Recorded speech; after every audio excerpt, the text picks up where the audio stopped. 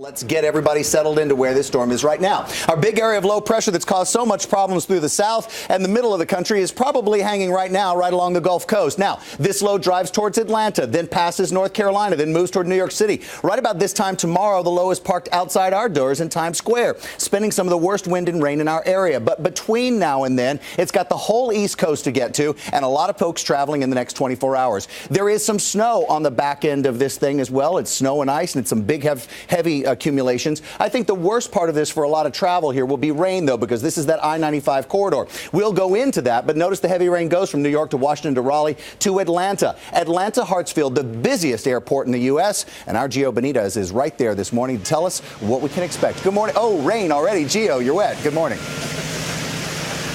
I am soaked, Sam. Good morning to you. It is a mess here in Atlanta. So many people already driving, and that's a concern this morning. Millions of us are hitting the roads.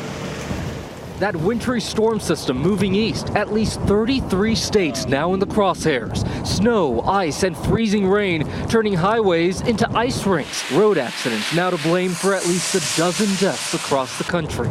Slick bridges and spinouts in central Arkansas. One woman there killed in a head-on collision after she lost control of her car.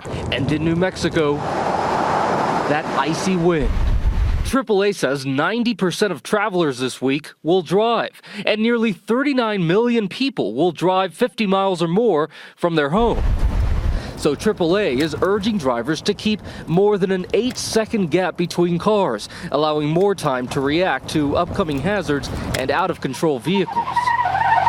The chilling weather that brought a tree down on this car in Odessa, Texas, and buried this truck near Lake Huron, now bearing down on the East Coast. Oil City, Pennsylvania, already hit with 20 inches of lake-effect snow. The snow has kept me in the house. It came hard and fast.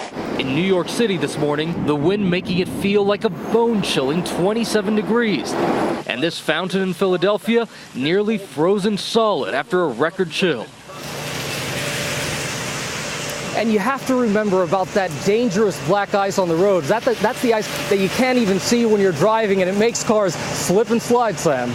You're right, Gio, and that's mixed in those elevations. So anyone gets a little elevation, they're going to get that black ice you're talking about. Gio, step inside, get a little dry, sir. We'll talk to you later on this morning.